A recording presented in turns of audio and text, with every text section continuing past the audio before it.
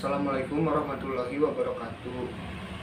Perkenalkan, nama saya Kurniawan Adam dari kelas F1 Manajemen dengan nomor pokok mahasiswa 10120474. Yang pertama, saya akan menjelaskan tentang Marifatullah. Ahamiyatu Marifatullah, yaitu urgensi mengenal Allah. Marifah berasal dari kata arafah, yarifu. Marifah yang berarti mengenal. Marifatullah berasal dari dua kata, yaitu marifat dan Allah, maka berarti mengenal Allah. Menurut Imam Al-Ghazali, marifat adalah pengetahuan yang tidak menerima keraguan terhadap zat dan sifat Allah Subhanahu wa Ta'ala. Marifat terhadap zat Allah adalah mengetahui bahwa sesungguhnya Allah adalah wujud esa, tunggal dan sesuatu yang maha agung, mandiri dengan sendirinya, dan tiada satupun yang menyampainya. Sedangkan marifat sifat adalah mengetahui dengan sesungguhnya Allah itu maha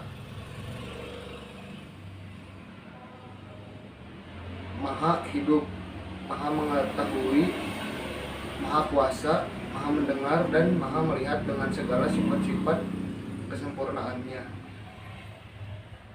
dan mengetahui tentang zat dan sifat Allah, sifat kesempurnaannya. Maka selanjutnya Al-Ghazali pun memberi kesimpulan bahwa marifat adalah mengetahui akan rahasia Allah dan mengetahui peraturan-peraturannya tentang segala yang ada. Definisi lain marifatullah dalam kurung mengenal Allah bukanlah mengenali zat Allah, karena hal ini tidak mungkin terjangkau oleh kapasitas manusia yang terbatas. Sebab bagaimana mungkin manusia yang terbatas ini mengenali sesuatu yang tidak terbatas. Segala sirup yang dibikin seseorang tidak akan pernah mengetahui seperti apakah orang yang telah membuatnya menjadi segala sirup. Seperti yang kalian ketahui, manusia adalah makhluk yang diberi akal. Kita ini digunakan kepada sesuatu yang akan memberikan manfaat. Salah satunya untuk meningkatkan keimanan kita kepada Allah Subhanahu wa Ta'ala. Orang yang mempelajari marifatullah akan menjadi insan yang beriman dan bertakwa bila Allah memberi hidayah kepadanya. Dan bagi muslim yang mempelajarinya, insya Allah akan menaikkan keimanan dan ketakwaannya, dalam kurung raf'ul iman wat taqwa, sebagai balasan atas keimanan dan ketakwaan mereka. Allah Subhanahu wa Ta'ala menjanjikan kebaikan-kebaikan bagi mereka. Di antaranya Al-Khalifah dalam kurung menjadikan penguasa di muka bumi ini. Yang kedua adalah Takinuddin, yaitu diteguhkannya agama Islam di muka bumi ini. Yang ketiga adalah Al-Amnu, memberikan rasa aman dan tentram setelah ditimpa keresahan dan ketakutan. Yang keempat adalah Al-Barakat, dalam kurung keberkahan yang melimpah. Yang kelima adalah Al-Hayatun Thayyibah, dalam kurung kehidupan yang baik. Yang keenam adalah Al-Jannah, dalam kurung surga. Seseorang dianggap marifatullah, mengenal Allah Subhanahu wa Ta'ala, jika ia telah mengenali asma, dalam kurung nama Allah, sifat Allah, af'al, dalam kurung perbuatan Allah Subhanahu wa Ta'ala, yang terlihat dalam ciptaan dan tersebar dalam kehidupan alam ini. Pemahaman marifatullah yang benar harus didukung oleh dalil-dalil yang kuat dan sahih yang sudah Allah siapkan agar kita sebagai hambanya memikirkannya. Dalil fitrah Jika manusia menggunakan fitrahnya, maka dia pasti akan menyatakan bahwa tidak ada Tuhan selain Allah yang maha menciptakan alam dan isinya. Allah Subhanahu wa Ta'ala menjelaskan dalam Quran surat Al-A'raf ayat 172, figur-figur teladan dalam marifat ialah Rasulullah Shallallahu Alaihi Wasallam, ulama amilun dalam kurung ulama yang mengamalkan ilmunya. Sarana-sarana yang mengantarkan seseorang pada marifatullah adalah akal sehat, para rasul, asma dan sifat Allah, atorik ila marifatullah. Jalan yang dilalui bukan atas dasar petunjuk Islam.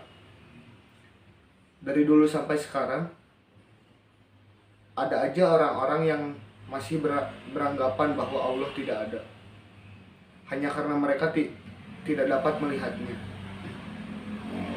dengan panca indera sendiri dalam kurung al-hawas, dengan alasan tidak mempercayai sesuatu yang gaib.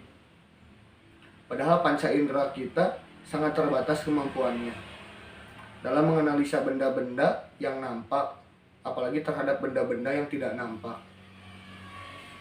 Al-hawas dalam kurung panca indera dan akli dalam kurung akal pemikiran, karena tidak diikuti dengan keimanan terhadap hasil pencariannya itu, timbullah prasangka dan keraguan dalam kurung al-irtiyab, dan pada akhirnya membuat mereka menjadi kafir. Jalan yang dilalui berdasarkan petunjuk Islam, jalan mengenal Allah atau jalan menuju pengenalan terhadap Allah Subhanahu wa Ta'ala, telah ditunjukkan oleh Islam dengan menggunakan prinsip keimanan dan akal pemikiran melalui tanda-tanda dalam kurung al-ayat, yaitu melalui ayat-ayat kauliyah dalam kurung Al-Quran dan hadis, ayat-ayat kauniyah dalam kurung alam semesta, dan melalui mukjizat. Dari ayat-ayat kauliyah, Allah Subhanahu wa Ta'ala mewahyukan firman-Nya kepada para utusannya. Ada yang berupa suhuf, Alkitab, dan juga hadis qudsi. Dalam Al-Quran kita dapati maklumat Allah Subhanahu wa Ta'ala mengenal keberadaan dirinya. Ayat-ayat kauliyah dapat dilihat dalam Quran surat Taha ayat 14 dan Quran surat At-Tin ayat 1-5. Dari ayat-ayat kauniyah kita dapati keyakinan adanya Allah melalui apa-apa yang ada di alam semesta dan juga pada diri kita sendiri. Lihat Quran surat Ad-Jariyat ayat 21-22, Quran surat Fussilat ayat 53, dan Ali Imran ayat 190. Misalnya adalah yang ada pada telapak tangan kita, ruas-ruas tulang jari dalam kurung tapak tangan maupun telapak tangan.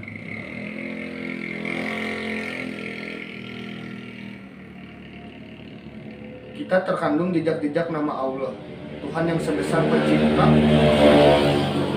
alam semesta ini. Perhatikan salah satu tapak tangan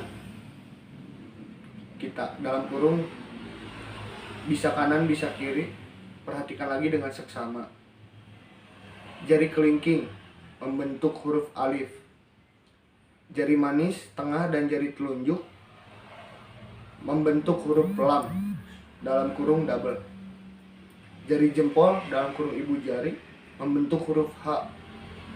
Jadi jika digabung, maka bagi Anda yang mengerti huruf Arab mendapati bentuk tapak tangan itu bisa dibaca sebagai Allah dalam bahasa Arab.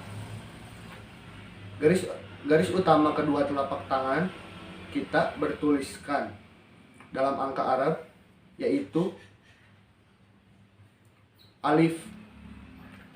Mengenai sidik jari manusia dapat mengidentifikasikan identitas manusia tersebut.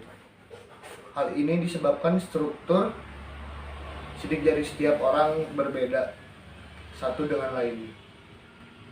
Keistimewaan inilah yang menunjukkan kebenaran firman Allah Subhanahu wa taala yang menyatakan bahwa segala sesuatu ada bekasnya. Allah Subhanahu wa taala tidak akan menyia-nyiakan bekas-bekas ini untuk dituntut di yaumil akhir nanti. Dalilnya ada Quran surat Yasin ayat 12. Adapun mengenai mukjizat yang Allah Subhanahu wa taala berikan kepada para rasul dan nabinya yang cukup memperkuat eksistensi Allah Subhanahu wa taala. Mukjizat terbesar yang hingga kini masih ada adalah Al-Qur'an. Melalui metode Islam dengan nakli dan akal, dalam kurung Quran surat Yunus ayat 100, membenarkan dalam kurung Quran surat Ali Imran ayat 191, menghasilkan iman melalui metode selain Islam, dugaan dan hawa nafsu dalam kurung Quran surat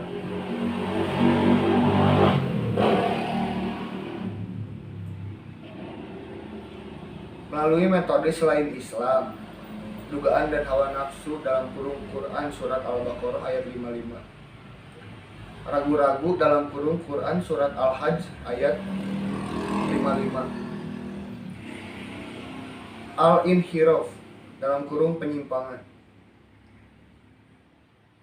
manakala manusia tidak mau berpegang teguh kepada petunjuk Allah Ta'ala, tidak mau berkomitmen melaksanakan tujuannya, bahkan akal pikirannya, maka pada saat itulah hatinya akan keras membatu, maka ia pun melangkah semakin jauh dari jalan yang lurus, sehingga tak mampu mengenal Allah Ta'ala dengan benar.